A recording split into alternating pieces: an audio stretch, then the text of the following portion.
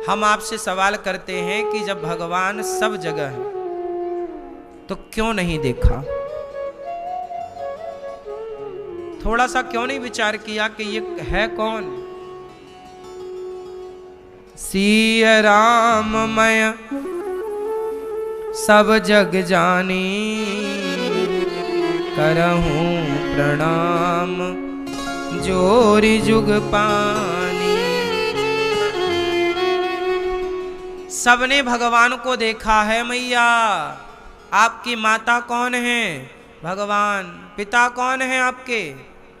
लेकिन आप कहते हैं हमने भगवान को नहीं देखा।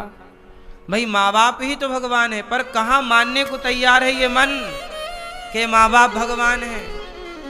आपको तो लगता है कि ये तो इंसान है। समस्या ये है कि आप मानने को तैयार नहीं। आपका जो भीतर अंतःकरण है, जो चेतना, जो हृदय है, वो स्वीकार नहीं कर रहा कि नहीं। आप कह रहे हैं नहीं ये भगवान कैसे हो सकता?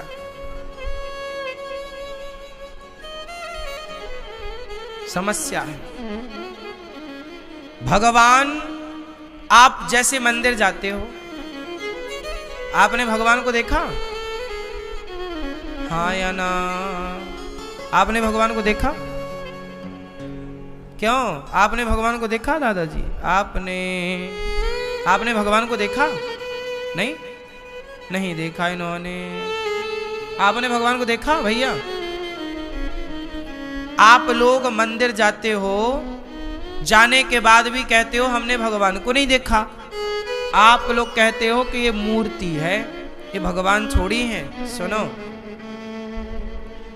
मूर्ति वूर्ति कुछ नहीं होती, भगवान ही होते। प्रहलाद के लिए खंबे से प्रकट भय थे कि नहीं? नरसिंह भगवान। फिर यदि प्रहलाद जी के लिए खंबे से प्रकट हो सकते हैं तो आपके लिए मूर्ति से प्रकट क्यों नहीं हो सकते? आपकी भक्ति प्रहलाद जैसी तो हो। कमी हम में है और हम दोष मंदिरों को देते रहे, यार यहाँ तो पत्थर की मूर्ति है, ये तो मूर्ति है, कोई भगवान थोड़ी है। नहीं, मूर्ति मूर्ति नहीं है, ये साक्षात अर्चा विग्रह है, अर्चावतार है। कौशल्या के यहाँ पे राम अवतार लेकर आए, यशोदा के यहाँ कृष्ण अवतार लेकर आए, तो गौरी गोपाल में भी भगवान लक्ष्मी नारायण यह अवतार लेकर ही तो आए जो बैठे हैं ऊपर। ये कोई पत्थर थोड़ी है, ये भगवान है। ये सब कुछ सुन रहे हैं, सब कुछ देख रहे हैं, पर खड़े मुस्कुरा रहे हैं। हमें इनकी सेवा करनी है। ये अर्चा अवतार के रूप में सदा हमारे साथ है, भगवान है ये। अब मानो तो गंगा माहू, ना मानो तो बहता, तो मानने की बातें हैं। कोई दुर्योधन तो बिल्कुल नहीं मानने को तैयार। साक्षात श्री कृष्ण को उसने भगवान कहाँ माना? दुर्योधन ने। साक्षात राम को रावण ने भगवान कहाँ माना? नहीं मानने वाला तो साक्षात राम को भी भगवान नहीं माना रावण ने। नहीं मानने वाला तो साक्षात कृष्ण को भी भगवान नहीं माना शिशुपाल ने, दुर्योधन ने, शकुनी ने। और मानने वाले ने, उसी लंका में रहने वाले विभीषण ने राम को भगवान मान लिया। हनुमान जी भगवान मान के पूजा करते हैं। ये तो मैया दुर्योधन नहीं मान पाया, लेकिन अर्जुन मान गए। बोलो हाँ, अर्जुन को दिख गया कि ये भगवान है। इसलिए सब में कहाँ भगवान है ये कोई नहीं जानता मेरी माँ। भगवान जब कृपा करते हैं तब ऐसी बुद्धि बनती है कि हम ईश्वर को जान पाएं, समझ पाएं, वरना तुम्हारे बुद्धि से कुछ नहीं जान पाओगे। इसलिए अपने आप को समर्पित करो, प्रभु कृपा करो कुछ समझ में आए, वरना तुम यही कहते मर जाओगे कि अरे भगवान दिखते थोड़ी हैं। एक सज्जन बोले कि भगवान हैं तो दिखते क्यों नहीं? अरे भैया दिख तो रहे हैं, तुम्हारी फूटी हैं तो हम क्या करें? दिख तो रहे हैं भगवान। जो लोग कहते हैं कि भगवान हैं तो दिखते क्यों नहीं? क्यों भैया बताओ, भगवान दिखते हैं कि नहीं?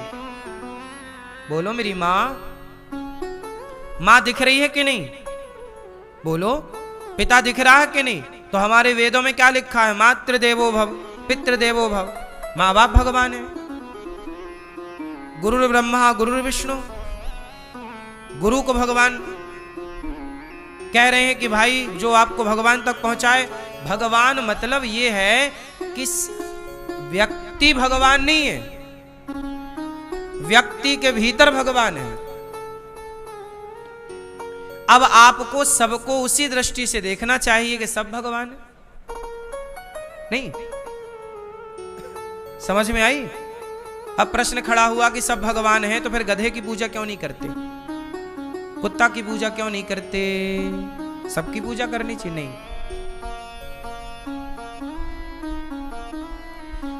ये बताओ खंबे पे भगवान है, ये प्रहलाद ने कहा।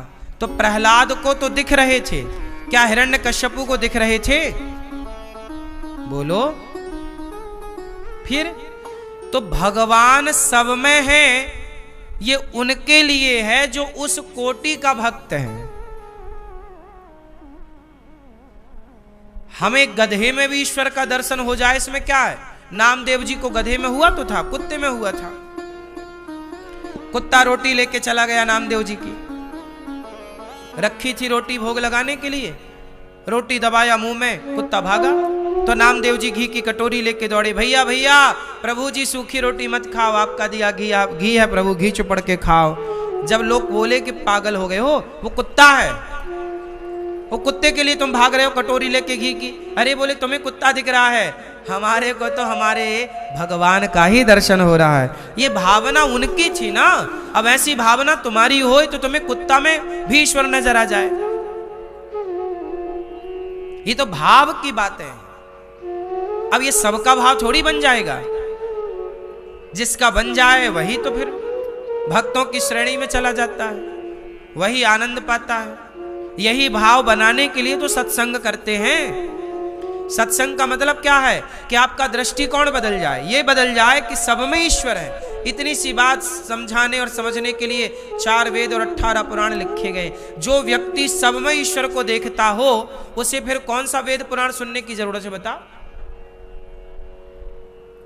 तुम सब में ईश्वर को देख पाओ, ये समझाने के लिए ही तो वेद पुराण है। अब प्रहलाद जी को तो दिख रहे हैं भगवान, फिर उन्हें कोई पुराण वेद की कहां जरूरत है?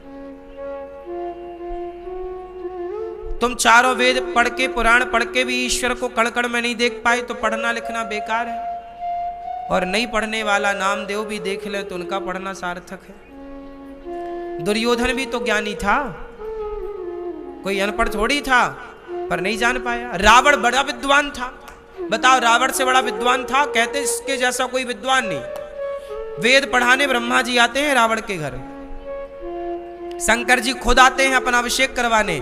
आप लोग सावन के महीने में माटी के शंकर जी बनाते हो, शिवलिंग, परंतु सावन आता ना तो रावण के घर में साक्षात कैलाश से शंकर जी आते, खुद आते बैठाता रावण शंकर जी को, साक्षात शंकर जी को, और उनके सिर पर श्रृंगी से और दूध से और पानी से और अभिषेक करता रावण। शंकर जी साक्षात बैठे हैं और रावण मंत्र पढ़ता, अभिषेक चाहिए। इतना बड़ा ज्ञानी। शंकर जी उसके द्वार पे आते हैं रावण के यहाँ, ब्रह्मा जी उसके द्वार पे आते हैं वेद पढ़ाने, पवन देवता झाड़ू लगाते हैं लंका में, अग्नि देवता पूरी व्यवस्था करते हैं, देवता उसकी कुर्सी के नीचे शनि को उल्टा लटका रखा था रावण ने। बोलो हाँ, ऐसा हल्के में ले रहे हो रावण को? वो रावण सारे देवताओं को नीचे कुर्सी के नीचे रखता।